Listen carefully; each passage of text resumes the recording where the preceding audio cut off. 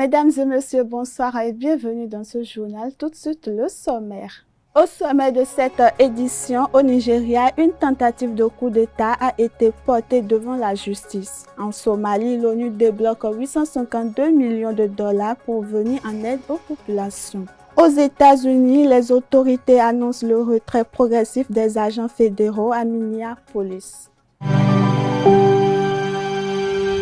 Tu viens d'avoir le bac ou tu veux te reconvertir dans un domaine d'avenir, faire le choix du numérique et rejoindre l'école supérieure d'administration, d'économie, de journalisme et des métiers de l'audiovisuel ESAE. De nouvelles filières sont disponibles dès cette rentrée: informatique et multimédia, informatique industrielle et maintenance, réseau informatique et télécommunications, système informatique et logiciel, sans oublier les filières initiales: administration générale, administration des finances, administration des affaires, sciences juridiques, sciences économiques, sciences de gestion, journalisme et métiers de l'audiovisuel. ESAE est disponible sur 4 sites: Cotonou-Bedroumendé, Cotonou-Akpakpa, Abomey-Calavi et Parakou. Pourquoi choisir l'ESAE? Des formations conçues pour le marché de l'emploi, des enseignants expérimentés et passionnés, des infrastructures modernes avec équipement de pointe, des opportunités de stage et d'emploi garanties. Les inscriptions sont en cours et les places sont limitées. Ne rate pas ta chance.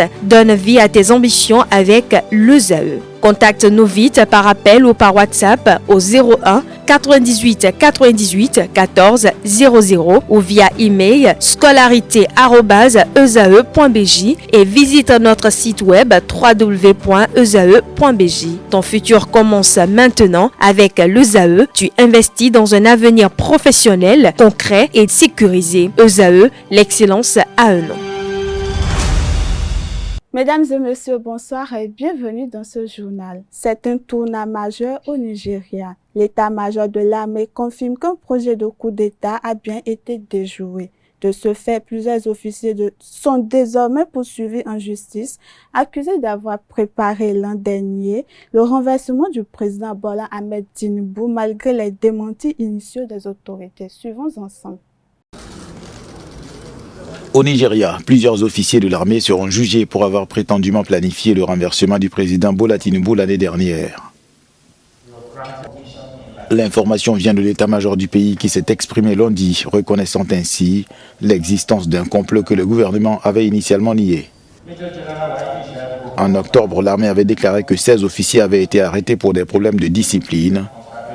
Malgré les démentis officiels, des sources au sein du gouvernement et des forces de défense évoquaient plutôt des raisons de tentative de coup d'État. Un putsch qui, selon les experts, aurait mis fin à un quart de siècle de démocratie dans le pays le plus peuplé d'Afrique. Les informations concernant le complot présumé ont été éclipsées par les démentis catégoriques du gouvernement et par la crise diplomatique qui a secoué le pays lorsque le président américain Donald Trump a critiqué le Nigeria de ne pas en faire assez pour protéger les chrétiens contre les violences. En visite officielle de 3 jours au Maroc, le Premier ministre Ousmane Sonko s'est exprimé sur les incidents survenus lors de la finale de la Coupe d'Afrique des Nations disputée le 18 janvier 2026 à Rabat. Il a insisté sur la nécessité de préserver l'esprit sportif et la sécurité des supporters. Suivons ensemble.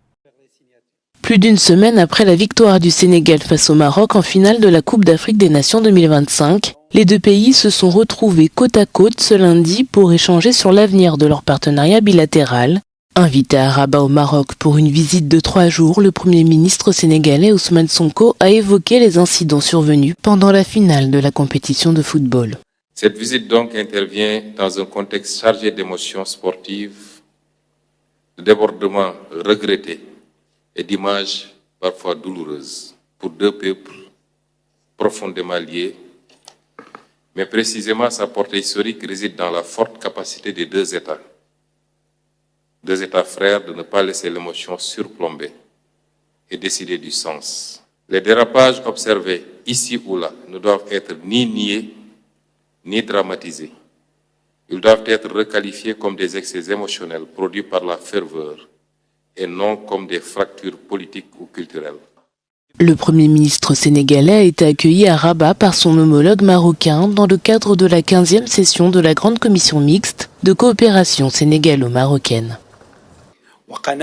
Nous sommes convaincus que la véritable victoire ne se mesure pas seulement aux résultats, mais aussi à notre capacité à investir dans le sport en tant qu'outil de développement humain et économique et à renforcer toutes nos positions sur la scène internationale. C'est ce qu'a accompli le Maroc lors de la dernière Coupe d'Afrique des Nations et que notre pays a accueilli et qui restera un moment marquant dans l'histoire de cette compétition continentale. Cette visite a eu lieu alors que les tensions persistent entre les peuples des deux nations depuis les incidents qui ont émaillé le match de la finale, des supporters s'écharpant sur les réseaux sociaux depuis la rencontre sportive. Un an après la prise de Goma par les rebelles de la FCM 23, la capitale du Nord Kivu reste sous leur contrôle. Si une certaine normalité semble s'installer dans le quotidien, des habitants dénoncent un climat de répression. Par ailleurs, les organisations humanitaires alertent un niveau alarmant d'exactions contre les civils de l'Est de la RDC du Congo. Suivons ensemble ce reportage. Tueurs éventrés, impact de balles, le quartier KMB à Goma porte encore les stigmates des combats, comme la maison de cet habitant. Ce sont des balles ici, des éclats de bombes, et même à l'intérieur de la maison. Il y a un an, l'armée congolaise, alliée à des milices locales et les rebelles de la FCM 23 s'affrontent en pleine ville. Pris au piège dans les combats, Augustin Bassémé a été blessé à la jambe, sa femme tuée par un obus. Je ne trouve plus le sommeil et je perds l'appétit lorsque je pense à ma femme et à ses jours de combat. Si on avait su que ça allait être grave, on aurait fui. On se disait juste que les soldats allaient se battre entre eux et que ça allait passer. Un an plus tard, il est impossible de savoir combien de personnes ont été tuées à Goma. Témoins des violences, ces centaines de tombes d'habitants enterrés à la hâte. Sous le contrôle de l'AFCM 23, Goma s'est imposé comme un symbole de la défaite militaire congolaise. Pour les rebelles qui affirment avoir libéré la ville, sa gestion doit être exemplaire. Et cela passe par le Salongo. Un travail obligatoire pour les hommes qui ramassent les déchets et réparent les routes. Le mouvement nous a demandé de le faire et nous avons répondu à cet appel de faire le Salongo chaque samedi pour rendre la ville propre. Goma fait peau neuve. Les marchés et les écoles sont ouverts, l'administration rebelle est fonctionnelle, mais les banques restent fermées. Hors caméra, des habitants dénoncent une ville dirigée par la peur. Nombre d'acteurs de la société civile ont d'ailleurs fui, comme ce représentant du Nord Kivu, venus à Kinshasa. Sur son téléphone, il dit recevoir beaucoup de vidéos de civils fouettés et tabassés. La population est sous une souffrance atroce, de sorte qu'en y ajouter encore la terreur des rebelles qui arrêtent des forces, qui persécutent, qui recrutent des forces, les jeunes, et les intégrer dans leur rébellion. Alors, vous voyez que c'est une population qui vit du jour au jour sous le traumatisme. La FCM 23 a toujours démenti ces accusations. Dans l'Est congolais, les exactions contre les civils ont atteint un niveau alarmant. Face à une situation humanitaire critique en Somalie, les Nations Unies annoncent un plan d'aide de 852 millions de dollars. Cette enveloppe vise à apporter assistance à 2,4 millions de personnes, a indiqué le lundi le porte-parole de l'ONU, Stéphane Dujarric. Les Nations Unies ont annoncé le lancement d'un plan d'aide humanitaire de 850 millions de dollars pour la Somalie. En conférence de presse lundi, le porte-parole de l'institution, Stéphane Dujarric, a indiqué qu'il s'agissait de venir en aide à 2,4 millions de personnes. Nos collègues humanitaires ont déclaré que le plan de cette année nécessite 850 millions de dollars, soit 40% de moins que l'année dernière. Il vise à venir en aide à 2,4 millions de personnes, soit moins de la moitié des personnes ayant besoin d'une aide humanitaire, ce qui laisse des lacunes importantes dans les services essentiels. Nos collègues humanitaires soulignent qu'il est important de noter que cette réduction du financement que nous demandons est due à des ressources limitées et non à une diminution des besoins humanitaires. Le lancement intervient à un moment sans précédent pour la Somalie, où le manque de financement réduit les programmes humanitaires alors que le pays est confronté à une grave sécheresse. Nos collègues avertissent que sans une aide urgente et renforcée, des épidémies et de la réduction de l'aide humanitaire aggravera l'insécurité alimentaire, les pénuries d'eau et les risques sanitaires. L'année dernière, le plan d'intervention n'a été financé qu'à hauteur de 27%, avec 397 millions de dollars sur les 1,4 milliard que nous avons demandé, ce qui a contraint les organisations humanitaires à réduire fortement et, dans certains cas, à suspendre l'aide vitale apportée aux populations.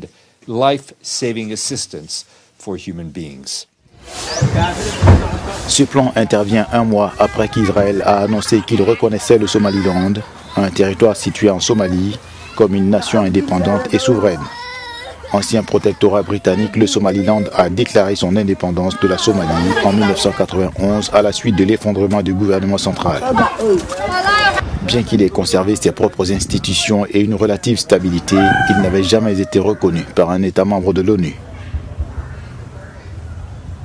En Iran, les tensions s'intensifient entre Téhéran et Washington. L'Iran adresse un avertissement direct à Donald Trump, affirmant que qui sème le vent récolte la tempête. En réaction aux récentes menaces américaines, cette mise en garde est appuyée par une image à forte portée symbolique. Suivons ensemble ce reportage. Téhéran a dévoilé une fresque murale représentant un porte-avions vu du ciel dont le pont d'envol est frappé par des explosions où des avions de chasse apparaissent endommagés. Un slogan y figure en farsi et en anglais « Qui sème le vent récolte la tempête ». Cette image se veut un avertissement face aux menaces américaines et alors que le porte-avions USS Abraham Lincoln et les navires de guerre qui l'accompagnent font route vers la région. Les tensions entre Washington et Téhéran sont au plus haut. Le président américain a déclaré que ce déploiement avait été décidé au cas où il choisirait d'agir. Aucune autre manifestation n'a été signalée ces derniers jours. Donald Trump a récemment affirmé que l'Iran avait suspendu les exécutions d'environ 800 manifestants arrêtés, une déclaration que le procureur général iranien a qualifiée de totalement fausse. Le président américain a toutefois indiqué qu'il gardait toutes les options ouvertes. Située au centre de la capitale, la place Engelab accueille régulièrement des rassemblements organisés par l'État et sa fresque est modifiée par les autorités en fonction de l'actualité du pays. Après plus de 20 ans de négociations, l'Inde et l'Union européenne annoncent la conclusion d'un vaste accord de libre-échange. À ce titre, le partenariat économique est salué par le Premier ministre indien Narendra Modi comme porteur de nombreuses opportunités. Suivons ensemble. Les superlatifs ne manquent pas pour qualifier ce traité de libre-échange. On parle d'un accord historique, d'un tournant décisif, voire même de l'accord de tous les accords. C'est peu dire que ce traité de libre-échange a été une arlésienne ces 2 dernières décennies. Les négociations ont commencé en 2007, elles se sont arrêtées quelques années plus tard avant de reprendre en 2022 et de connaître un vrai coup d'accélérateur l'an dernier. Les négociations ont donc pris fin hier soir. Concrètement, l'élément le plus marquant de ce traité de libre-échange serait la réduction des droits d'importation des véhicules européens, mais également la réduction des droits d'importation sur les vins et les spiritueux.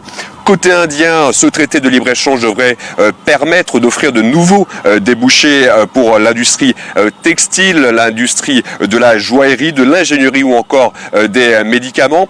Contrairement au Mercosur, en revanche, l'agriculture et les produits laitiers ne font pas partie de ce traité. C'est une ligne rouge de New Delhi qui cherche à protéger ces centaines de milliers d'agriculteurs. En parallèle de ce traité de libre-échange, il devrait y avoir un nouveau partenariat en matière de sécurité et de défense qui doit être finalisé, tout comme un nouveau partenariat en termes de mobilité et de migration pour favoriser la venue d'étudiants et de jeunes talents indiens en Europe. Dernière actualité pour clôturer cette édition, à Minneapolis, la tension commence à retomber. Les autorités municipales annoncent le retrait progressif dès mardi des agents fédéraux déployés dans la ville. Cette décision intervient alors que Donald Trump tente d'apaiser les esprits après la mort d'un deuxième manifestant lors d'opérations menées par les forces fédérales. Suivons ensemble. Est-ce un début de désescalade à Minneapolis?